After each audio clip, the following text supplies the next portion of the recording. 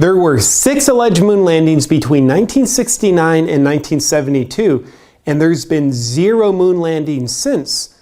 Seems a little suspicious, doesn't it? Well, that's because we never went to the moon.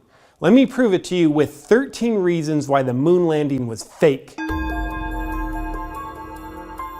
Why would America fake the moon landing? Well, at the time, the US was in the heat of the Cold War with the Soviet Union, and the space race was important because of the fear that the Soviet Union might weaponize space by putting missile launch sites on the moon, leaving the US defenseless. Now, the US had already been beaten by the Soviet Union in putting the first person into space.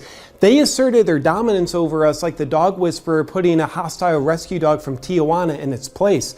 But if we could be the first to the moon, then we'd be the new alpha dog in the world. But in this case, what creates the alpha dog isn't the size of the fight in the dog. It's the size of the lie in the dog that's in the fight.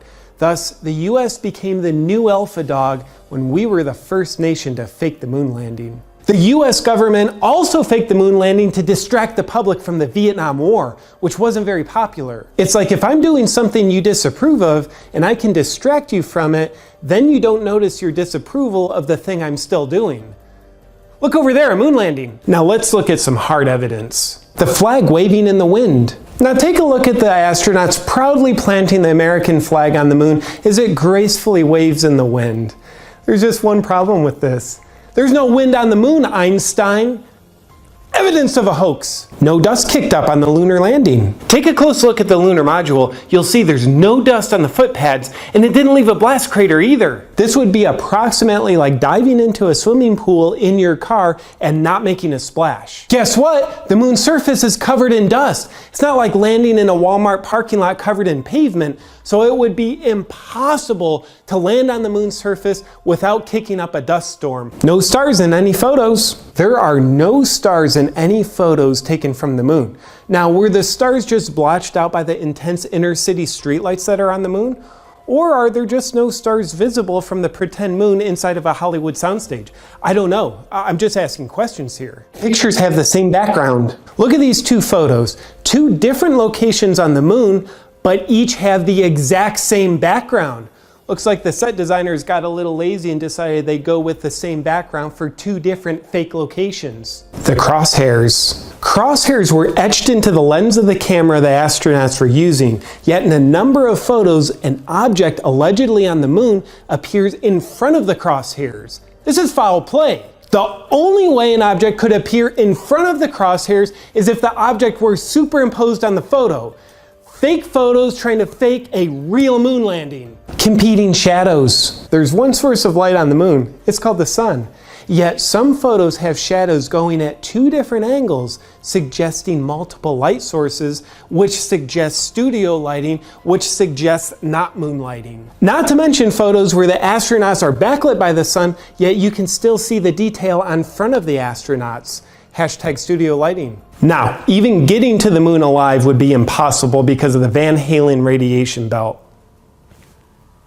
The Van Allen radiation belt. No one could survive the trip through this intense radiation belt that surrounds the Earth. Can a cat survive being put in a microwave? No, which proves astronauts can't survive being put through the Van Allen radiation belt. Buzz Aldrin doing his best Mike Tyson. Now, in 2002, Buzz Aldrin punched a reporter who was denying the moon landing ever happened. Quite the reaction. Seems like old Buzz was feeling a little insecure about something, wasn't he? Now, how did the US fake the moon landing? Well, I've got 2 words for you. Stanley Kubrick. He was hired by the government to direct and film the fake moon landing inside a Hollywood soundstage. And he could never tell the truth because if he did, they would kill him, and he knew it. That's why in his 1980 movie, The Shining, he revealed the truth through a trail of secret messages. First, take a look at the kid Danny, who obviously represents Stanley Kubrick himself in the film. He's wearing an Apollo 11 sweater, which tells you Kubrick was Apollo 11. Next, take a look at the scene involving room 237. Room 237 obviously represents the moon because it's approximately 237,000 miles from the Earth. And take a look at the room key. It says room no 237, which means no moon. Plus, if you take the N from the word no, use it to replace the R in the word room, then flip the word backwards, you've got the word moon. And then after Danny enters the forbidden room 237, which represents the moon landing that took place behind closed doors, his sweater is tattered and he has marks on his throat, and he won't tell his mother what happened.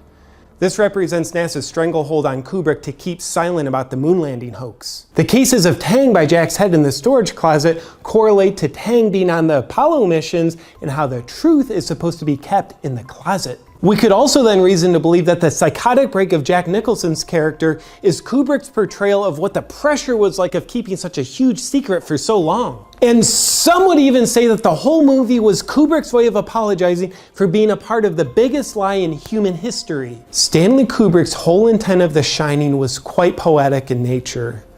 Let the truth live beyond him. And indeed it did. Kubrick allegedly died in 1999 of a heart attack. Yeah, not very likely.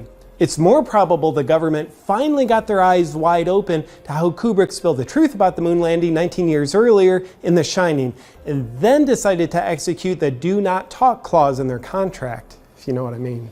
So NASA, we haven't been back to the moon for nearly 50 years. Why is that? And NASA's like, in the past 50 years, technology's actually gotten worse. Yeah, the experts say human knowledge is doubling every 13 months. And yeah, your smartphone has more computing power than all of NASA's computers combined in 1969. But aside from all that, technology is actually getting worse, making it impossible to go back to the moon. Yeah, so that's pretty much our airtight reason for why we haven't been back to the moon for 50 years. And all follow-up questions will be answered with the term budget cuts. You know what, NASA? I don't buy into your Cold War winning, deceiving the American people propaganda. Moon landing? Fake.